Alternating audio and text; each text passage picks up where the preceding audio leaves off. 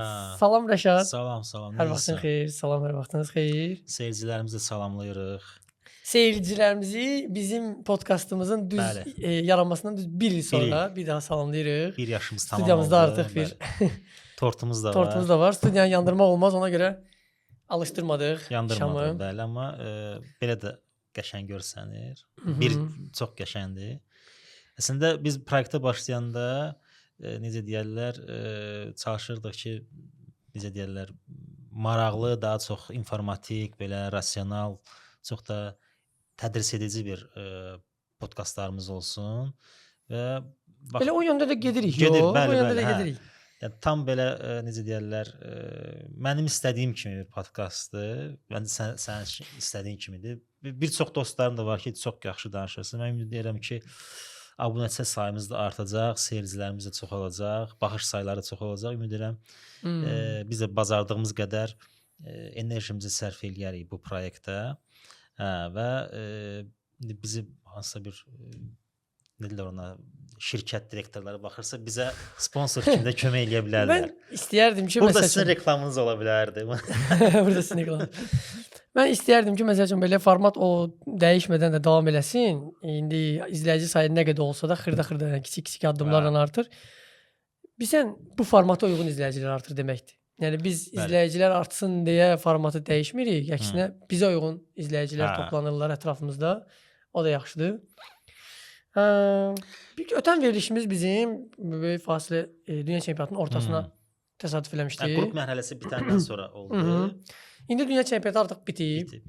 Rahat Biz elə bil ki, danışa bilərik. Hə, nə baş verdi? Dünya çempionatı nə ilə yadımızda qaldı? Proqnoz olmayacaq bu dəfə. Olacaq, mən onu sürpriz kimi saxlayıram, amma axırda deyərik. Nə proqnoz? Bəli. Final qarşılaşmasından sonra Toni Kroos maraqlı bir tweet paylaşdı. Dedi ki, futbol qalib gəldi. Sanki Argentina anti-futbolun bir təzahürü idi. İspaniya əsl futbol. Mən belə deyərdim, futbol qalib gəlmədi. Futbol məncə məğlub oldu. Futbol məhv oldu deyərdim. Çünki bizim o tanıdığımız futbolu bu dünya çempionatında mən görmədim. Mən belə deyərdim, bax. Finalda futbol qalib gəldi. Bax, məhz finalda. Çünki hakim də nə qədər qınasalar da, bəlkə İspan azarkeşləri qınayırdılar, çünki vaxtında müdaxilə eləmirdi. Amma o, yəni başa düşürdü ki, bu finaldır. Erkən 15-ci dəqiqədən, 20-ci dəqiqədən sarıları tökmək, sonra kimsə qırmızı ilə bayır atmaq olmaz. Finala oynamağa imkan vermək lazımdır. Amma ədalətli məncə qərarlar verirdi. Ümumi dünya çempionatında isə, hə, sənə razıyam, futbolun süqutunu gördük biz hardasa. Yəni finalda həqiqətən İspaniya çox gözəl oynadı. Bunu danmaq olmaz. Və hətta az qala neçənci dəqiqə idi? 100 artırma dəqiqələrinə az qalmış, yəni statistikanı göstərdilər. 0-0, yəni Argentinanın 0 zərbəsi və 0 cəhdi olmuşdu qapıya endirilmiş zərbələr arasında. İspaniya isə topa sahib olmadı nəsə. Həm qapı ağzına kəsmələr, asmalar, hər şey sınırdı və pressingi də güclü idi, yəni topa yiyələnmə. 74-ün 22-yə idi. Nə deyirlər ona? Topa sahib olma məsələsində. Mən niyə görə deyirəm futbol məğlub oldu? İndi mən deyirlər ki, necə olur?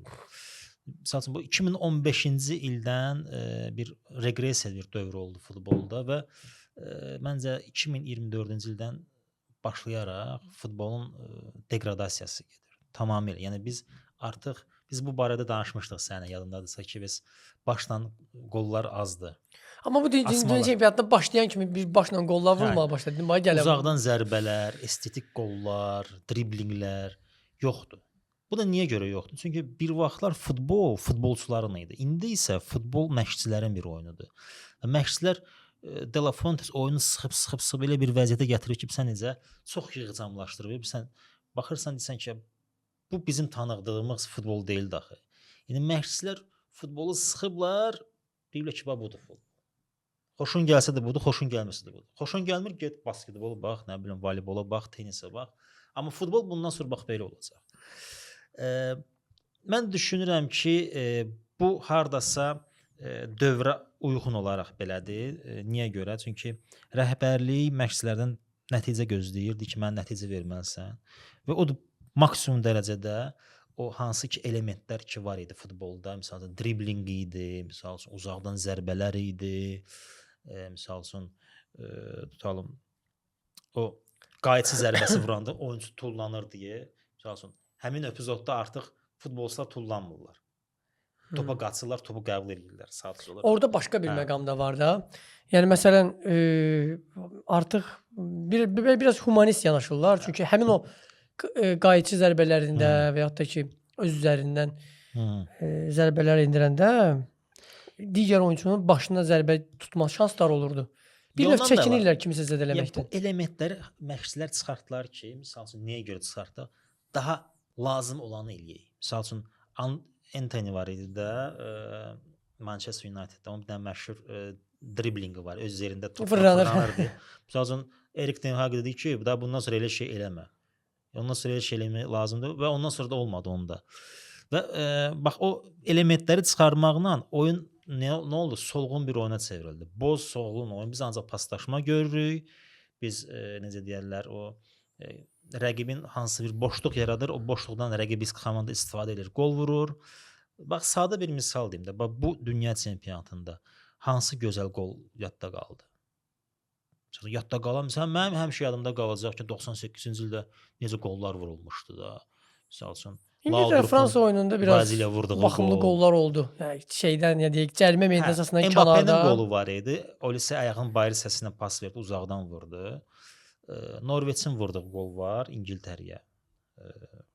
Sheldrop idi deyəsən, səhv eləmirəmsə. Topu çəkdi sağa, sola daha doğrusu. Küncdən biraz lap uzaq küncə zərbə vurdu, qol oldu. Məsələn, o qəşəng qol idi. Sonra hansı qolu deyə bilərim? Məsələn, Messi'nin Misrə vurduğu qol, o da hardasa belə də.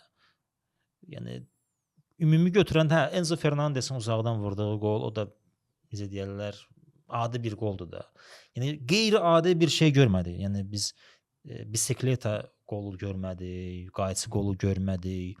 Yəni bu tip oyunlar görmədik. Ən çox yadda qalan nə oldu? Hakimlik. Hakimlik sanki belə deyək də, futbol qalıb qıraqda hamı hakimlikdən danışır. Biz konspiroloji teoriyalardan danışacağıq. Çünki bu dünya çempionatında çox saylı konspirologiyalar ortaya çıxdı. Mən konspirologiya da elə. Məsələn, konspirologiya elə ki, sən deyirsən, yəni sən mülahisələr sürürsən, nə ola bilər, ola bilməz də. Bir şeyli fakt ortada var məsəl üçün. Fərziyələr. Çəkilişdən qabaq müzakirə etdiyimiz kimi. Amerikanın, ABŞ-ın oyunçusu qırmızı kart alır, növbəti oyunda oyuna çıxır. Yox, artıq faktdır da. Bu artıq faktdır bu. Yəni bu şübhə deyil, ehtimal deyil. O məsələlər ki var idi, o mən deyirəm konspirologiya. O kimə aiddir? Messiyə aiddir, Argentinaya aiddir. Amma o artıq biabırçılıqdır ki, bir ölkənin prezidenti zəng eləyir FIFA-nın prezidentinə deyir ki, bəs filan oyunçunun qırmızı kartını ləğv eləyin, Donald Trump'ı deyirəm. Ləğv eləyin. O da deyir ki, baş üstə problem yoxdur. Yəni konkret Donald Trump necə deyirlər, bizim fəlsəfəyə uyğun olaraq daydaylıq elədi. Amma 4-1 uduzdu. Komanda 4-1 uduzdu. Yəni bax bu tip şeylər artıq futbolu bir balaca şey eləyir, necə deyirlər, ucuzlaşdırır deyəlim, ya nədir? Yəni belə bir şeylər futbola xas bir şey deyil. Yəni mən hələ belə deyim də 28 ildir futbola baxıram, mən belə bir şey görməmişəm ki, belə hansı prezident futbolçuya görə zəng eləsin FIFA-nın prezidentinə. Həm birincisi ümumiyyətlə zəng eləsin. Zəng eləyib o etiraz almalıdır. Fərqi yoxdur. Yəni qaydadır. Sən təsəvvür et ki, kiməsə zəng eləsən, deyirsən ki, orada əllə oyun olmuşdu, onu sayma. Və yaxud da ki, yəni bizim o zəng, bax qırmızının belə deyək də, qırmızıdan imtina edilməsi, kənara qoyulması təsəvvür et ki, eyni bir mənim gözümdə bir fakta bənzəyir ki, İspaniya çempion olur, sonra zəng edirsən ki, mən istəmədim İspaniya çempion olsun. Yəni o medalları alın digərlərinə verin. Qayda da fakt var ortada. Protokol yazılıb. Fikir tamamla, mən nə deyəcəm? Qayda var ortada. Yəni qırmızı kart alan oyunçu protokolda da qeyd olunub və bu artıq sənədləşdirilib də. Yəni növbəti oyunu bu buraxmalıdır. Sən bunu kənara qoyursansa, qaydaları dəyişirsənsə. Deməli növbəti oyun sən zəng eləyə bilərsən ki, yəni biz belə böyük polyada, böyük sahədə oynamırıq, mini futbolda oynayırıq. Məsəl üçün Donald Trumpla Gianni Infantino yan-yana oturub futbola finala baxırlar da. O Enzo Fernandez qırmızı vərəq alan moment Donald Trump qayıdır Infantino deyir ki, mən istəyirəm ki, o qırmızı kart ləğv edilsin. Bu olub da indi bəlkə də indi çox emosional oldu. Onu bağışlayalım. bu məsələni həll eləyin də Infantino zəng eləyir aşağı hansı ki o administrator kimi də durur. Gəlib Argentinadan üzr istəyirlər. İspaniyanın qapısına penalti təyin edirlər. Yox, Slavko Vinçicə deyirlər ki, Deyirlər. bəs o qırmızı kartı ləğv elədi, çünki Donald Trump deyir ki, bəs ləğv eləmək lazımdır. O ki problem yoxdur, ləğv elədi. Oradan da Sanchez, Pedro Sanchez təzədən zəng eləyirdi ki, yox da mən istəyirəm ki, o ləğv edilməsin. Axırda nə olur? Donald Trumpla Pedro Sanchez bir-birinə dava edirlər. Arası deyil. Qiyamət deyirəm. Ha, planetin nüvə deyir, müharibəsi biraz gözləyir. anti-utopiya oldu, amma belə bir şey təsəvvür etmək futbolda görürük ki, mümkündür. Arada belə şeylər də ola bilər. Nə demək istəyirəm? Bax, hakimlik məsələsinə gəlim. Mən necə deyirlər, dəfələrlə demişəm, bir-iki dəfə də bu podkastda demişəm.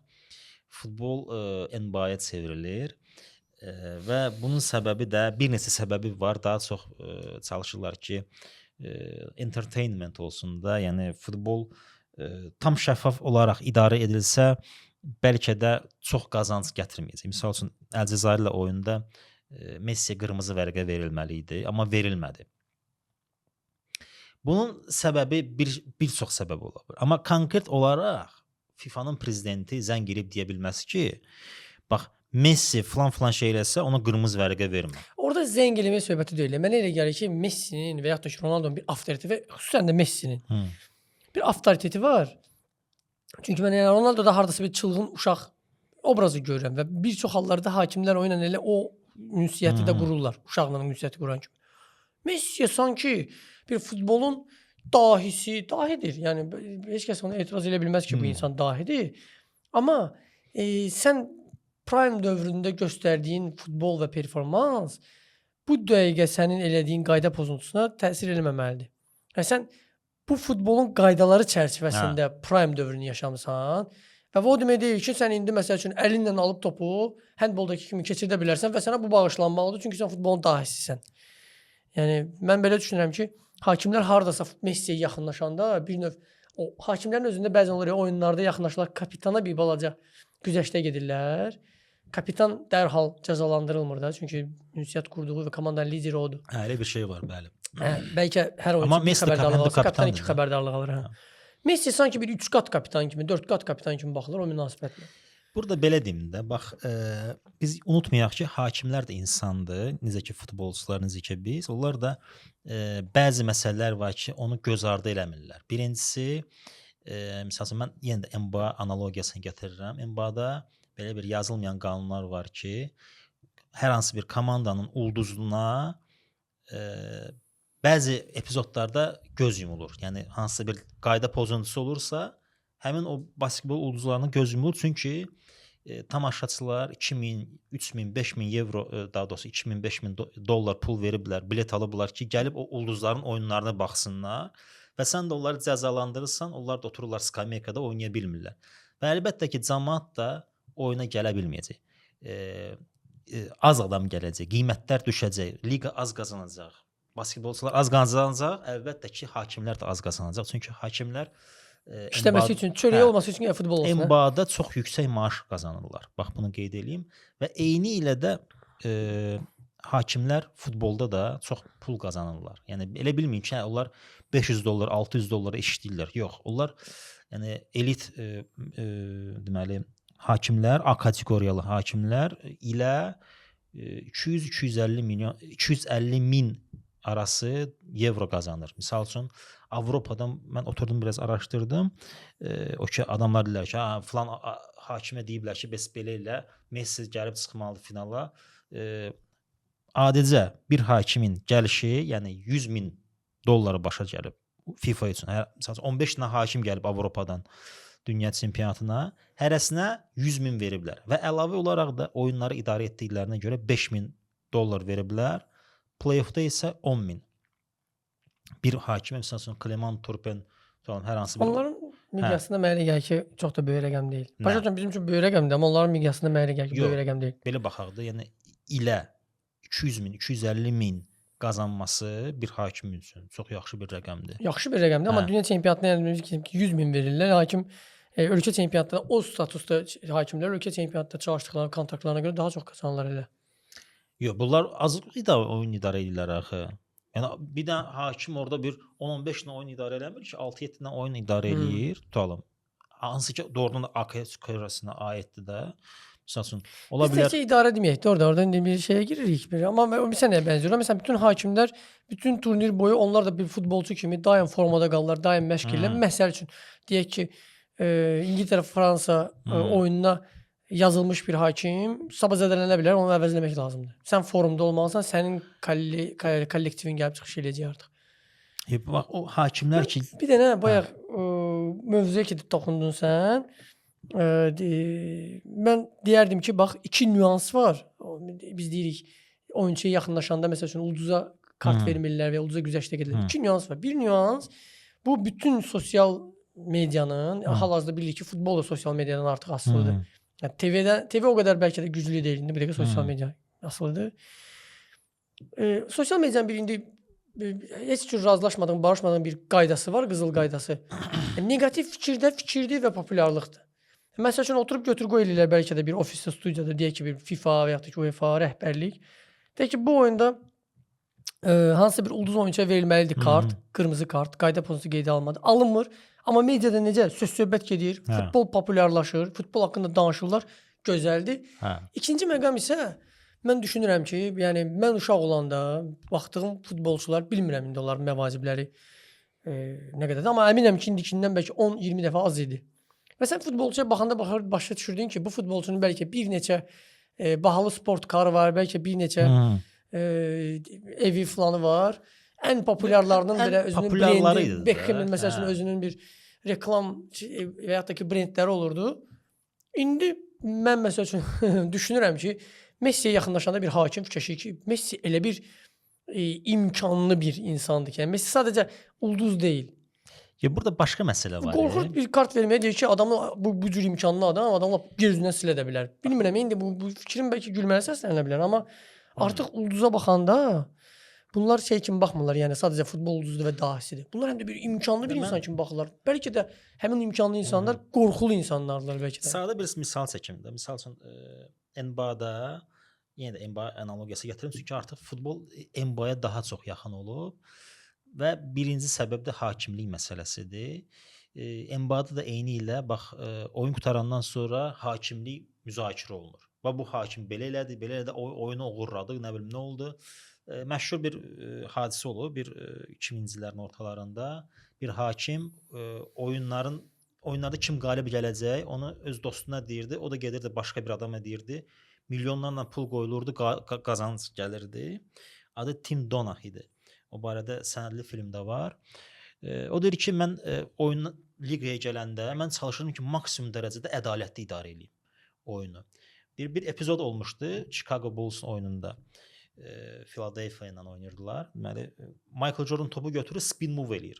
Yəni topu götürür, arxada da bir də oyunçusu var. Fırlanıb qaçanda ona traveling deyirlər. Yəni topla qaçmaq deyil. Traveling isə qayda pozuntusudur. Yəni topu götürüb qaça bilməsən, topu götürməlisən, yerə vurub qaçmalısan. Spin move isə traveling. Topu götürüb fırlanır və probежка verir, qaçış verir, topla qaçış verir. Phil Jackson ayağa qalxır, etiraz eləyir. Mən yaxınlaşıram, deyirəm ki, axı bu spin move-dur. Spin move isə travelingdir. Deyir ki, bəli, elədir, amma bu oyunçu eləyəndə yox. Əlini göstərir Michael Jordana, deyir ki, bu oyunçu eləyəndə yox. Yəni ulduzlara qarşı sən güzəştə getməlisən. Deyir ki, oyundan sonra mənə deyirlər ki, hə, düz eləmisən, düz qərar vermisən. Amma bundan sonra çalış Michael Jordana qarşı belə şey eləmə. Michael Jordan eləyə bilər. Yəni bu artıq yazılmayan qanundur. Yəni o hakimlərə gəlib demirlər ki, bax indi futbol analogiyasından deyirəm. Hakimlərə gəlib demirlər ki, Collina gəlib demir ki, 30 dənə hakim oturub, ay cəmaət, qulaq asın mənə. Bax Messi'dir, falan oyunçulardır. Bunları qırmızı vərəqə vermirsiniz. Olur, hə, baş üstə oldu. Yox, orada artıq başqa düşürlər ki, hə, bax bu oyunçular əl vurmaq olmaz. Bəlkə də bir növ hakimlər də yəni çəkinirlər ki, əvvəlki dövrdə, məsələn, yadınıza salaq bir epizodu da Materazzi ilə Zidane arasındakı konfliktdə hamı ya Materazzini söyürdü, İtalyan azarkeşləri də Zidane'ı söyürdü. Yəni də məsələn Fransa və Zidane Real azarkeşləri Materazzini söyürdü. Hakimə bir irad yox idi.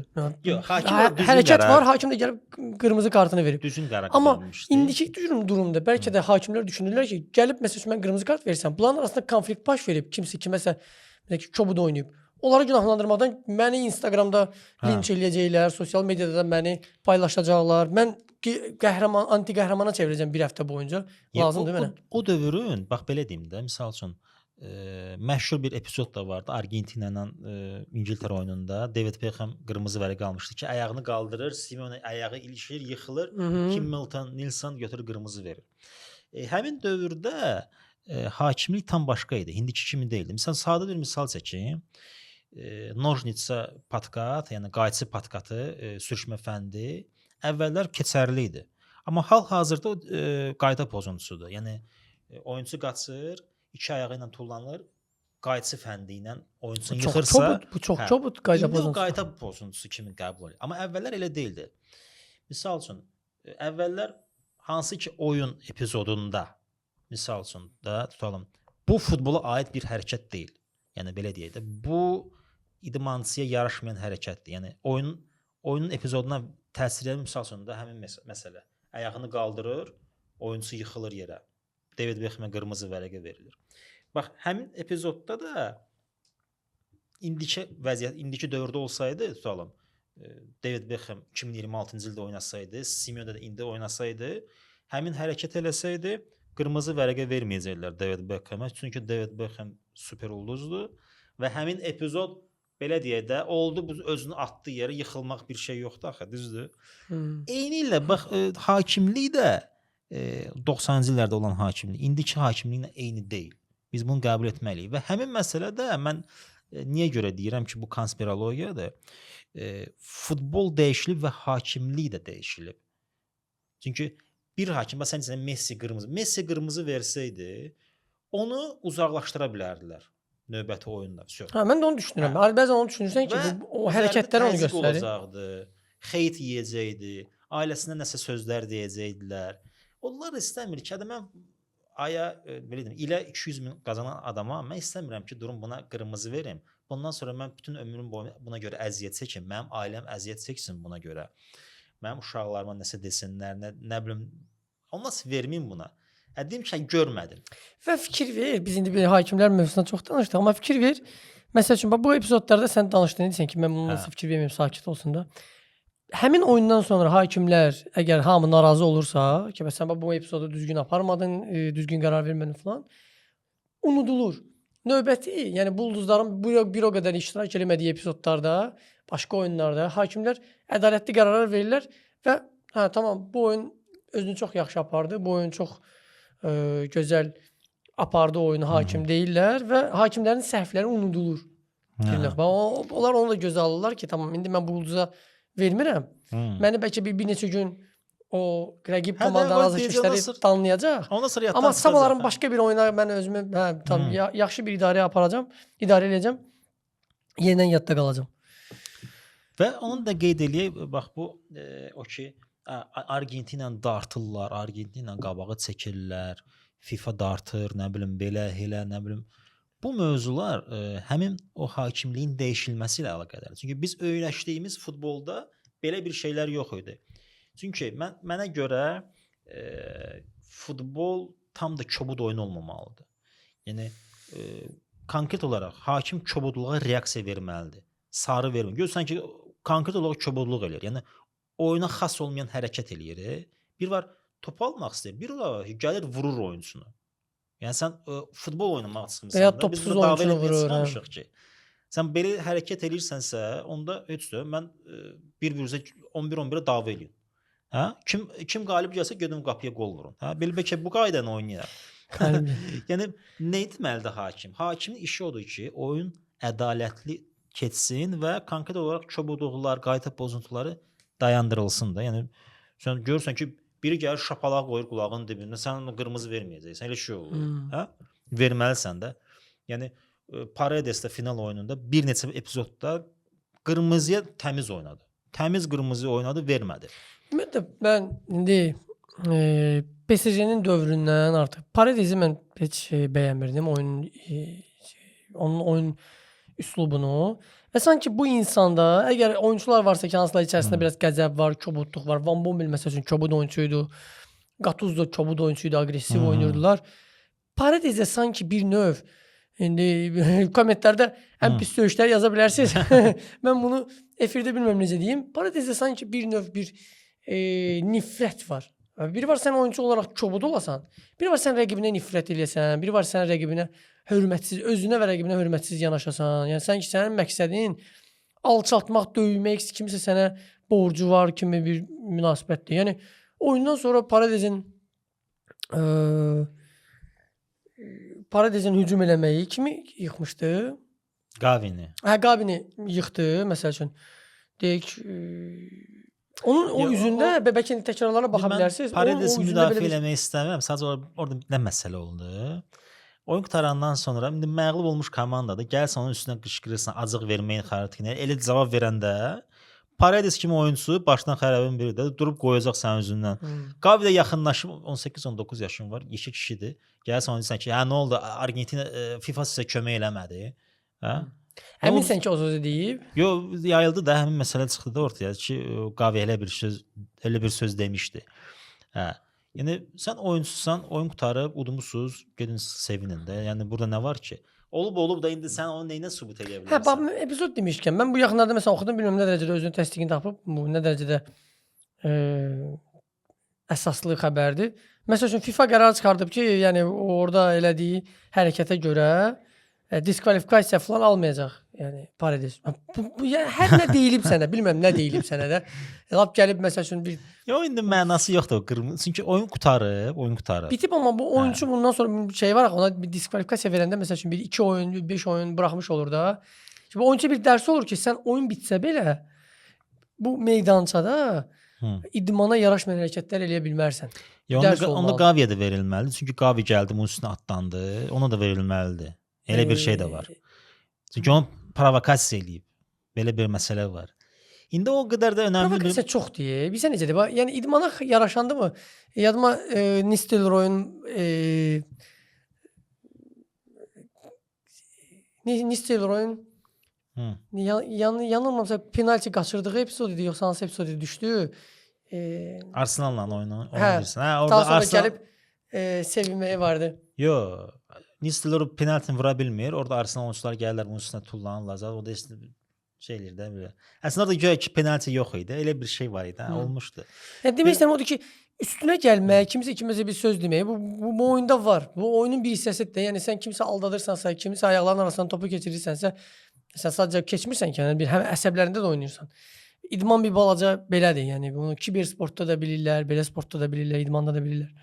Yo, indi Amma ona reaksiya bu artıq idmançıya yaraşmır. Mənim yadıma Bastian Schweinsteiger düşür. 2014-cü ildə Portuqaliyanın 4-0-dan da gəlir Cristiano Ronaldo qucaqlayır, təskinlik verir. Sonra finalda udanda gəlir məğlub olan tərəfin əlini sıxır. Halbuki finalda yazın gözünü partlatmışlar altına yox. Yəni belə şeylər də var. Əslində bu bilin Avropalılara xas bir məsələdir. Məsələn Kane məsələn Bavariya ilə Chelsea oynayanda 3-1 məğlub eləyir Chelsea-ni. Gəlir Kukurelyanın əlini sıxır. Çünki yaxşı oyun göstərmişdi. Yəni düzmüsünüz amma yenə də yaxşı oynamısınız. İndi əslində bax bu şeylər oyunda o alicənablıq, centilmenlik həmişə olmalıdır mən düşünürəm. Çünki bu hərəkətlər ki var, məsələn Erik Garcia cumur gəlir, onun üstünə acıq verir, Gavi oradan qaçır. Bu sən şeydir, biraz necə deyim, küçə futbolu. Küçə futbolu. Yəni siz milyoner adamlarsınız da, durub belə şeylərlə məşğul olmamalısınız. Hə. İndi mən bax İngiltərəyə gəlmişkən, bax biz yadınızda axırıncı və danışanda dedik ki, İngiltərə dünya çempionu olmayacaq. Amma bax bu yarımfinal oyununda çox mən istəyirdim ki, İngiltərə çıxsın finala. Sırf Kane'ə görə yox. Bax bu kollektiv hardasa mən düşünürəm ki, daha layiq idi finalda olmaq, nəinki Argentina. Çünki Argentina çıxdı heç bir şey göstərmədi, amma mən düşünürəm ki, əgər İngiltərə finalda olsaydı, biz daha baxımlı oyun görərdik. Çünki mənim xatirimdə bəlkə də yox 100% belədir. Ən sönük dünya çempionatı finalı və ümumiyyətlə mən deyərdim ki, ən sönük bəlkə də finallardan biri. Hansı ki mən baxmışam. Yəni mən 98-ci ildən baxaram da futbola da demək olar ki, hətta 97-ci ilin finalına baxmışdım. Yəni fikirləşəcək görürsən bu neçə yaş var. Çox qoza görsən də. 98-də qeyd elə ki, uşaq olanda baxmışdın. Hə də uşaq olanda baxmışam da, uşaq olanda. Hə, nəysə. Hmm. 8 yaşım var idi, nəysə o vaxtda. Nə demək istəyirəm? İndiyənə qədər baxdığım final arasında ən sönük, ən darıxdırıcı final idi. Çünki mən meydanda bir komandanı görürdüm. Mən bax burada İspaniyanı qeyd etmək istəyərdim. Bax bu hamıdan danışdıq. İngiltərə çıxsaydı biz finalda bəlkə də baxımlı oyun görərdik. Harısı bir qollu oyun görərdik. Təəssüf ki, çıxa bilmədi. Təəssüf. Fransa heç layiq deyildi. Çünki İspaniyanın oyun göstərdi ki, İspaniya daha yaxşı futbol oynadı. Bax mən buraxılışın əvvəlində dedim o De La Fuente sıxdı oyunu belə, o qədər yığcamlaşdırdı ki, bizə o futbolun o necə deyirlər, son mərhələsini göstərir ki, bax bu ən müasir futboldur. İspaniyanın göstərdiyi ən müasir futboldur. Yəni adamlar Oyarzaballa dünya çempionu olur. Təsəvvür et, Oyarzaballa dünya çempionu olmaq olarmı? Bəli, olar. De La Fuente bunu sübut elədi. Yəni bax bu dünya çempionatı qutaracaqdı. Oyarzabalı hansısa bir top klub alacaq. Yəni adam dünya çempionu oldu da. Getsin, ən azı heç olmasa getsin, nə bilim. Amma həm də qeyd eləyərdim ki, bu kollektiv nə bilmir. Bu kollektiv millətlər çempionluğunu götürdü. Bu kollektiv Avropa çempionluğunu götürdü. Az-azıq fərq var amma yenə dünya çempionluğunu götürdü və yəni məsələn Furiyada xoşuma gələn qırmızı Furiyada xoşuma gələn bir xüsusiyyət var ki, o güclülüyünü ardıcıl olaraq qoruyub saxlayır. Məsəl üçün 2008-2010-cu illərdə də elə idi. Dalbadal. Yox, bunun bir neçə səbəbi var. Birinci səbəb odur ki, İspaniya futbol məktəbi dünyanın ən yaxşı futbol məktəbi. Məktəblərindən biridir. Məktəblərindən yox, birincidir. Ən yaxşı futbol məktəbi İspaniya. Ən birinci. Çünki biz futbol məktəbi deyəndə La Masia yadımıza düşməsin. Artıq Realın məktəbi də güclüdür, Sevilladır. Ümumiyyətlə bütün İspaniya üzrə futbol məktəbi çox güclüdür. Yəni uşaq yarışlarında 12 yaşlarda, 16 yaşda, 18, 19, 20 bütün yaş qruplarında bunlar Avropa çempionlar, dünya çempionu olurlar. Yəni son Avropa çempionu yenə də İspaniya oldu. Yəni məktəb çox vacibdir, bu bir. İkincisi də ki, həmin futbolçular yetişəndə öz klublarında oynamaq şansı əldə edirlər. Premier Liqada bu biraz çətindir. Çünki Premier Liqaya çıxmaq üçün İngilis futbolçusu, düzdür, orada çoxdur İngilis futbolçular. Amma orada o qədər pul var, o qədər transferlər xərcləyirlər ki, sən orada inkişaf etmək şansın aşağı olur bir qədər. Amma İspaniyada elə deyil. Görür ki, Oyarzabaldır, Bayenadır, nə bilim Aymeric Laporte'dur.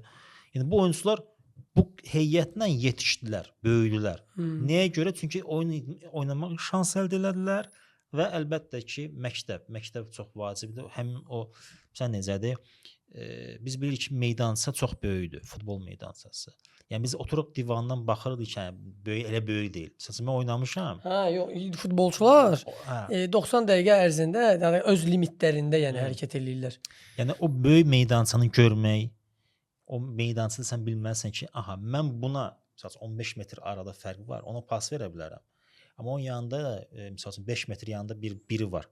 Mən ona pas versəm o topu qəbul edə bilər. Düzdür? Mən görürəm ki, burada 7 metr fərq var. Onun yanında bir 5 metr uzaqdır. Mən buna versəm çatamayacaq.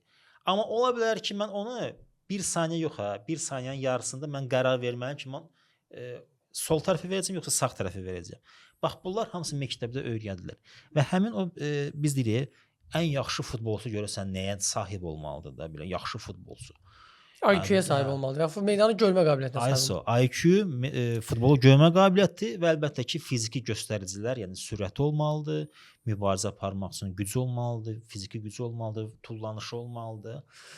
Və bax bu bütün komplektasiyada İspaniya çox yaxşıdır. Yəni top görürlər, meydanı yaxşı görürlər, oyunu hiss edirlər, futbol IQ-su var.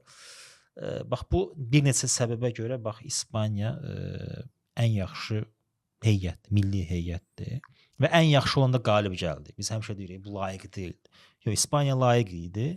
Çünki başqaları o səviyyəyə uyğun deyildi. Bəli, yaxşı heyətə malik olan komandalar var idi Fransa, amma heç nə göstərə bilmədilər. Amma İspaniya bunu bacardı. Mən düşünürəm ki, bax o nominasiyalar özləri verirlər də, ən yaxşı məşqçi nominasiyası. Burada heç sual yoxdur. De La Fuentes qazanmalıdır. Çünki adam Alex Baena ilə, Oyarzabal ilə, Aymeric Laporte ilə gəlirlər dünya çempionu olurlar. Özü də Unai Simon da qapıda bir dənə gol buraxır. Hə, amma Unai Simon qapıda, 8 yəni Unai oyun. Simon çox da pis qapıçı deyil. Hə. Mən yadıma gəlir finalda yəni müzakirə edə niyə görə Yox, pis qapıçı deyil. Raya Yox. buraxmadı Raya da ilə oyunu? belə deyim də Raya Parametrlərinə görə məncə, parametrlərinə görə, futbolçu parametrlərinə görə Unai Simon ondan hündürdür, düzdürmü? Qapıçıdan tələb olunanlara görə. Və finalda Argentina ilə oyunda bir neçə elə başlanğıcından oyunun bir neçə momentlər oldu. Çıxışlarda Unai Simon çox yaxşıdır. hə, gözəl çıxışlar elədi. Və bu vacibdir. Bu da onun Sürətli oyunu qapıçıdır. görmə qabiliyyətini Bax, deyir. De La Fuentes niyə görə Unai Simonu seçib? Çünki o sürətlidir. Çıxışlarda çox çıxır. Topa gəlir, görürsən ki, artıq topa gəldi, çatdı. Yaxşı topla hərəkət eləməsi var. Yəni topu qəbul edir, sağa sola verir pası. Belə deyək də qapıçı kimi yaxşı pressing eləməyi bacarır. Bax onu deyə bilərik. Yəni bu komplekt oyunçular ki var idi. De La Fuentes'in bir yaratdığı bir personajlar idi. Oturmuşdu PlayStation oynayır. Bax belə bir məşqçi təsəvvür eləyək. Ona görə də haqqını unutdular. Amma mən çox istəyərdim ki, bu millini dayandıran biri olsun. Çünki əgər bu səviyyəyə uyğun olmayan heyətlər olsa, İspaniya dalbadal udacaq. Avropa çempionatı, Millətlər Liqası, Dünya çempionatı yenə də udacaq. Yəni bu İspaniyanı dayandırmaq mümkün olmayacaq. Görək də bu dünya çempionatında çıxışına görə məsələn Alman məşqçisini qovdular, ayrıldılar və Klopp gələcək. Mənə elə gəlir ki, Klopp Alman futbolunda bir balaca dirçəliş bilər. Kloppda var o. Kloppda biraz o komandada bilsən həm cavanlara üstünlük vermək, həm öz dəst xəttini yaratmaq xüsusiyyəti var Kloppun. Bir balaca Klopp şeydir. Yanılmıramsa Kloppun da bir tələbi olmuşdu. Şeydən DFB-dən ki, yəni mən istədiyim məktəb qurulacaq, mən istədiyim scouting gedəcək. Yəni mənə o sərbəstliyi verməlisiniz. Bundan əvvəl Nagelsmann sadəcə olaraq məşqçilik eləyirdi və istədiyi oyunçuları gətirirdi. Nagelsmannın məsəl üçün yadıma gəlir ki, o bir ara jurnalistlər yazırdılar, bir mövqeyi var idi. Ya Bavariyada idi. Bavariyada da o səhvlər eləyirdi o. Məsəl üçün Flickdə də vardı biraz o. Avtoriteti, deyək ki, bir Goretzkanın bir avtoriteti var da məsəl üçün. Zəif olsa belə ayrılmamaq. Yəni mən ayrıla bilmirəm, qəlbini qırmaq istəmirəm, oynadı yola yenə Flick belə rusların bir sözü var, duşkada, hamı ilə yola getməyə, şirin-şirin danışmağa çalışır, amma bəzən futbol bunu istəmir. Futbol istəyir ki, sənə bu dəqiqə nəticəni verən oyunçunu çağırasan. Goretzka olsa belə. Alınmırsa bunda bu oyun, bunu çağırmırsan. Nagelsmann belə deyim də çox sistem adamıdır. Özdə şey eləmişdi, tənqid eləmişdi, dedi ki, məsələn, sən Kimmich kimi deyir, beyinli oyunçu, bayaq biz IQ-dan danışdıq da. Məsələn, İspaniyanın Rodrisi sübut edirdi ki, yəni bu əbəs yerə qızıl topu almayıb. Kimmihi niyə görə sən mərkəzdə oynatmırsan və mərkəzdə sənə beyin lazımdır? Nagelsmann səhvləri həddindən artıq çox idi. Həddindən artıq. Həm Kimmich məsələsində, həm Sané məsələsində, həm ümumiyyətlə hücum xəttində tez-tez dəyişikliyə edirdi. Bu məsələyə görə layiq deyil məncə o məşqçi olmağa Almaniyada. Məsələn, Tuchel də tənqid edilər ki, məsələn 3 dənə oyunçusunu çıxartdı yarım müdafiədən. Üstünə müdafiəçi saldı. Tuchel mənim gözümdə ümumiyyətlə, yəni mən yarımfinalda Tuchelin verdiyi qərarın heç cür razılaşa bilmirəm. Tuchel hesabı qorumağa çalışan bir məşqçidir. Mən başa düşə bilmirəm də, yəni sən hesabı qoruyarsan, nə bilim 3 top fərq olanda, oyunda dominasiya eləyirsən və 2 top fərq olanda sən niyə öldürürsən oyunu? Bavariyada özünü elə aparırdı. Tuchelin səviyyəsi məncə, yəni o PSG-də alındı onda. Hə, PSG-də alındı. Maksimum Leipzig. Leipzig və Mainz. Və ona məsəl üçün Tuchel'ə bu dəqiqə versən bir komandalara məsələn ki Newcastle versən, yaxşı da pulları var. Newcastle-dan bir top klub yarada bilər. Hə, gəlsin Çempionlar Liqasına çıxarda bilər. Çempionlar Liqasına çıxartsın, orada nə bilim play-off-a gəlsin. Tuchel'ə verəsən Mainz-ı. Tuchel niyə görə mən top məşqçisi saymıram? Çünki onu Borussia Dortmunddan qovublar. Yəni bir var bu adam özü çıxıb getsin Dortmunddan. Bir də var ki Borussia Dortmund səni işdən qovub. Yəni Borussia Dortmund klubu məşqçisini Bavariya Van Galı qovub. Bavariya Van Galı qovub. Amma mən hələ də o kişinin tərəfini saxlayıram çünki o kişi Van Galı Manchester United-da qovub. Hə, Manchester yazıq 2 dəfə qovulub amma mənim gözümdə o belə Barcelona-dan qovulub. O kişi az iş görmür. Hə, o bir necə xarakteri var idi. Məsələn, Louis Van Gaal, Tuchel'də də var yoxsa yox bilmirəm. Van Gaalın həm öz oyunçusunun tərəfini saxlamaq xüsusiyyəti var. Tuchel elə deyil. Yox. Tuchel biraz oyunçuları ayağa verir. Həm də Van Gaalın bir xüsusiyyəti var ki, mən bu oyunçunu bəyənirəm. Mən bunu oynadacağam. Biz gedib turnir cədvəlində dibə düşsək də, mən bunu oynadacağam. Onu qovurlar. Amma o bir futbola məsəl üçün gətirib Thomas Kraft'ı vermişdi. Yanılmamsa Rashford'a yol açmışdı Van Gaal. Yəni oyunçulara bir yol açır, bir şans verir. Onu qovurlar, amma sonra oyunçular gedib ulduz olur da. Mesela Thomas Müller'i o çıxartmışdı. Müller'i məsələn Van Gaalın dövründə Müller olmuşdu, həmin Raum Deuter kimi. Yəni yox, indi belə deyək də, bir var Bavariyadan Louis van Gaal çıxarsın. O da başqa səbəbə görə çıxarılmış. Çünki komanda zəif sezon keçirtdi. Amma Dortmunddan o cür heyət olanda həmin dövrdə də 15-ci il idi, 15-16 idi, səhv eləmirəmsə. Klopp gedəndən sonra bir sezon oldu, ikinci sezon çıxartdılar. Yəni Dortmunddan sən necə çıxarda bilərlər də? Yəni sən buna necə gəldin çatdın da? Yəni Tuchel mənim üçün biraz necə deyirlər, riyaziyyatçı kimi yanaşır futbola. Amma mehriban insandır. Hə. Yəni o futbol riyaziyyatdır. Və deyir ki, belə olacaq. Mən bunu belə eləyəcəm və bərabərdir qələbə. Axı futbol riyaziyyat deyil. Yəni futbolda sən 3 dənə müdafiəçi saldın, bu deməkdir ki, sən oyunu utdun. Oyunda çox elementlər var. Kimsə uzaqdan zərbələr var, standartlar var, nə bilim. Kimsə gəldi uzaqdan vurdu, getdi 9-luğa qol oldu.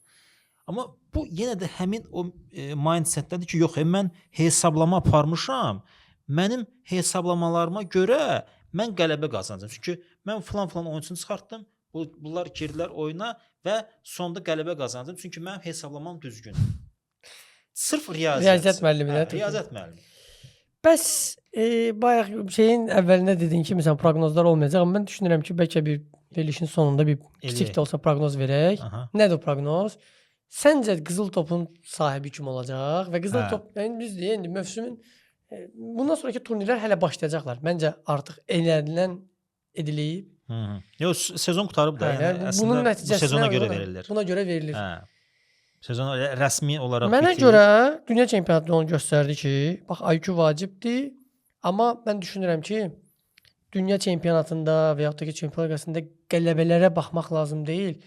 Bütün mövsüm boyu meydanın hər mövqeyində oynayan bir oyunçu var mı? Sadəcə Bavariyada oynadığına görə demirəm. Kane'dir.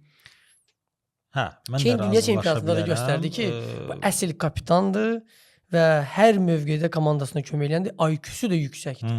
Çox yüksək IQ-ya sahib. Yəni bax mən bir şey fikir vermişəm. Kimlər ki deyirlər, məsələn, bax bu futbolçu qızıl topu almalıdır. Onlardan soruşanda ki, hansı kriteriyə görə həmin o qalib gələn futbolçu yoxdur, qalib gəlmək istədiyin. Onun kriteriyasına uyğun deyir ki, bax bu kriteriyə görə bax bu futbolçu almalıdır. Birincisi qızıl topu belə deyim də, nə sən verirsən, nə mən verirəm, bunu Frans futbol jurnalı verir və onların öz kriteriyaları var da. Yəni biz deyiriksə ki, filan oyunçu qızıl topu qazanmalıdır. Biz kriteriyaları müəyyən eləməliyik. Hansı kriteriyalara görə? Frans futbolun kriteriyalarına görə qazanmalıdır. Yəni birinci kriteriya odur ki, individual nəticələr və komandanın oyununa maksimum dərəcədə təsir edən faktorlar. Yəni bir futbolçu tutalım, məsələn, Kane deyirsən. Kane bir sezonda 73 gol vurdu. Çox yaxşı nəticədir. Və oyuna təsiri, qatqısı, yəni oyuna nə qədər vacibdir komandası üçün. Bax o faktor. Bax bu birinci yerdə gəlir. İkinci yerdə gəlir komandası ilə qazandığı nailiyyətlər. Üçüncü yerdə isə gəlir sportsmanship-də, yəni idmançı etikası, alicənablıq, yəni bu necə deyirlər, oyuna hörmət, futbolçulara hörmət. Ona görə Suarezə vermədilər qızıl topunu. Ona görə vermədilər. Vinicius'u da vermədilər həmin şeyə görə. Yəni bu faktorlar tutulur üçüncü yerdə. Yəni birinci yerdə, yəni bu indidən deyək, birinci yerdə ən vacib olan faktor individual nəticələr. Yəni biz əgər deyiriksə filan oyunçu qazanmalı, çünki Çempionlar Liqasında vacib qollar vurub, misal üçün. Biz ona verək. Yəni okey də, yəni biz bilirik ki, futbol tarixində o qədər oyunçular olub ki, onlar Çempionlar Liqasını qazanıb, amma qalib gəlməyiblər. Misal üçün 2000-ci ildə Figo qazandı, amma Çempionlar Liqasının qalibi olmamışdı. o həmin dönəm deyə bilərik ki, Raulə verməlidirlər. Çünki Raul bombardier oldu. Ya da ki, Fernando Redondo'ya vermək olar. Çünki həmin Realın ən vacib oyunçularından biri idi. Mənim də ən xoşladığım oyunçulardan biridir Fernando Redondo. Ona verə bilər. Ya da 2001-ci ildə Michael Owen'a verdilər. Çünki 23 dənə qol vurmuşdu. Halbuki həmin dönəm Oliver Kahn-a verə bilərdilər. Çox vacib idi. Və yaxud da Stefan Effenbergə vermək olardı. Vermədilər. F yaxşı oynamışdı, o qədər yadda amma Kahn, mən bir balaca üzüldüm. Onu Kahn'ın dövründə Nazario Ronaldo aldı. Yo, zədəli idi də 2001-də zədəli idi. Ələ zədəli. 2002-də qazandı da dünya çempionatına görə. 2003-cü ildə Pavel Nedved'ə verdilər. Pavel Nedved finala çıxdı, məğlub oldu. 2004-cü ildə Shevchenko'ya verdilər. 2005-də də Ronaldinho'ya verdilər. Halbuki Ronaldinho Çempionlar Liqasının qalibi olmamışdı. Yəni Çempionlar Liqasının qalib gəlməsi o demək deyil ki, bu futbolçu qızıl topa layiqdir. Belə bir şey yoxdur. Yəni ay nə bilim indi yəni konspirologiya aparacaqlar. Belədirsə deməli belədir. Falan şey belədirsə deməli burada bu var. Sadəcə orada bir dənə şey gəlir uzlaşır. Gördünüz bax bu orada boş eləyiblər. Bir dənə məqamı deməliyəm. Yəni bunlar hamısı boş şeylərdir. Belə şeylərə inanmayın, indən deyirəm. Orada Konspirologiyadır. Məqamı qeyd etmək lazımdır. Nəyə görə Çempionlar Liqası o qədər önəmlidir? Çempionlar Liqasında sən məsəl üçün bu İngiltərə Liqası deyil ki, deyəsən ki, burada top klublar var, aşağı klublar var məsəl üçün də. Və yaxud da ki, Bundesliga deyil ki, deyəsən ki, bunun top 4-lüyü var və yerdə qalanlar var, sən bu performansı onlara qarşı göstərmisən. Çempionlar Liqasında hər hansı bir oyunçu, məsələn, Real oyunçusu tutsa, bu Bavariyaya qarşı, bu Barcelonaya qarşı, PSG, Liverpool, digər toplara qarşı göstərdiyi performans. Yəni, ola bilər ki, mövsüm dünya çempionatı qədər, turnir sayına qədər, oyun sayına qədər gedir, arada fasilələrlə, amma bu liqada sən top klublara qarşı oynayırsan. Aydın məsələdir. Yəni orada nəticə göstərmək az bir şey deyil. Yəni ona görə deyirəm ki, Çempionlar Liqası önəmlidir. Amma 100% həlledici faktor olmalı deyil. Çox da uzaq keçmişdə olmayan bir fakt var. Frank Ribery Kötüyə qonşu Yaponiya. Frank Ribery 2013-cü ildə qızıl topu almadı. Halbuki treble elədi və qalib kim oldu? Cristiano Ronaldo oldu. Hansı ki Çempionlar Liqası olmamışdı. İspaniya La Ligası olmamışdı. Heç nə udmamışdı. Və bax sən şeydən danışdın, oyuna verdiyi qatqıdan danışdın. Ribery həmin dövrdə bütün turnirlərdə qalib gəlmiş Bavariya bütün oyunlarında açar oyunçuydu. Açar oyunçuydu, bəli. Və bir fakt da var idi ki, oynadığı oyunlarda Bavariya məğlub olmamışdı. İndi bizim verilişimiz artıq sonlanmağa doğru gedir. Yavaş-yavaş yaxınlaşır. Mən öz proqnozumu dedim. Məncə qızıl topu götürməlidir. Belə deyim də, mənim gözümə. Səncə bütün o kriteriyaları götürsək, tam ədalət. Yəni sən də Bavariya fanatsan, mən də. Yəni bu fanatlığı qoyuruq qıraq, tam ədalətli bir kriteriyalarla götürürük də. Bütün kriteriyalar üzrə ən layiqli olan kimdir? Kane ən çox qol vurub və Bavariyanın heyətində ən vacib oyunçu olub. Çünki doğrudan da bu adam oyuna təsir edir. Tamam, bunu qoyduq sonra. Komanda ilə nailiyyətlər. Bavariya ilə Bundesliga-nı utdu və Kubokun qalibi oldu. Yarı finalçı oldu. Yəni finalın astanasındaydı və 3-cü yerə qalibi oldu. Düz oyun olmasa da 3-cü yerin bürünc medalının qalibi oldu. Yəni həm klubla, həm milli ilə bu adam nailiyyət qazandı və 6 qol vurdu dünya çempionatında. Bu da az deyil. Yəni komandasını doğrudan da vacib mərhələdə qolları vurdu. Kongo ilə vurdu. Deməli Meksika ilə qol vurdu. İndi istəyirəm bir dənə də proqnoz vereyim. Norveç ilə oyunda assist elədi və bu doğrudan da layiqdir və əlbəttə ki centlmenlik məsələsi. Fair play. Gentleman fair play, yəni idmançı etikasına görə məncə ən birinci elə Kane gəlir. Mənim proqnozum belədir. Messi ilə uzaqlaşdı, yəni onu təbrik elədi Messi oyundan sonra. O bütün o çirkinliyə rəğmən Kane öz alicənablığını göstərdi. Məncə bax bu 3 kriteriyə görə Kane ən layiqlisidir. Mən düşünürəm ki, bu proqnozu istəyirəm shortsa da əlavə eləmiyorlar. Mənim proqnozum belədir ki, Kane qalib gəlməlidir Ballon d'Or səs verməsində. Digər proqnozum belədir ki, Kane qalib gəlməyəcək. Yəni Lionel Messi olacaq. Mən bu son dövrlərdə baxdım, bilmirəm Messi olacaq, bilmirəm kim olacaq, amma Yəni mən artıq bu ədalətsizlikdən, bu hype-ından getməliyəm, boğaza Yox, yığılmışam. əgər Bilirəm ki, Kane olmayacaq.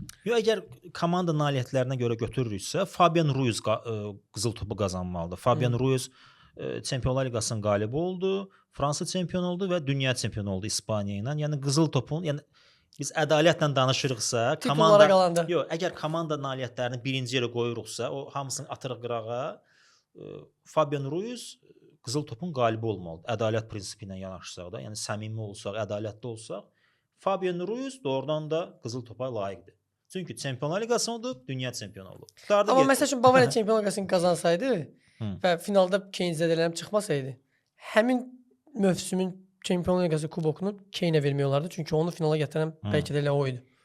Bir oyunçulardan biri. Ola bilər də, görək. Belə. Biz sadəcə olaraq öz fikrimizi dedik. Yəni ola bilər ki, Kane udmasın, amma udmasa da belə baxanda, nə bilim, bu simvolik bir prizdir. Mənim üçün. Nəysə.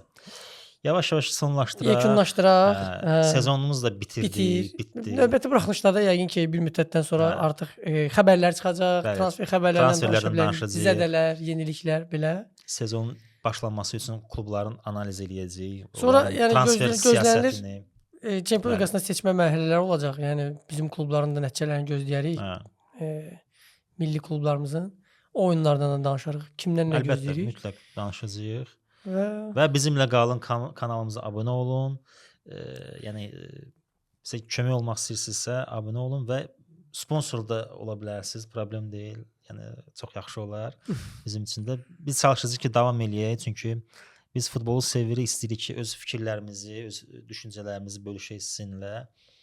Və düşünürəm ki, çox da yaxşı danışırıq futboldan və uzun ömürlü olar. Buradan Əhmədi salamlayırıq. Əhməd də qayıdacaq.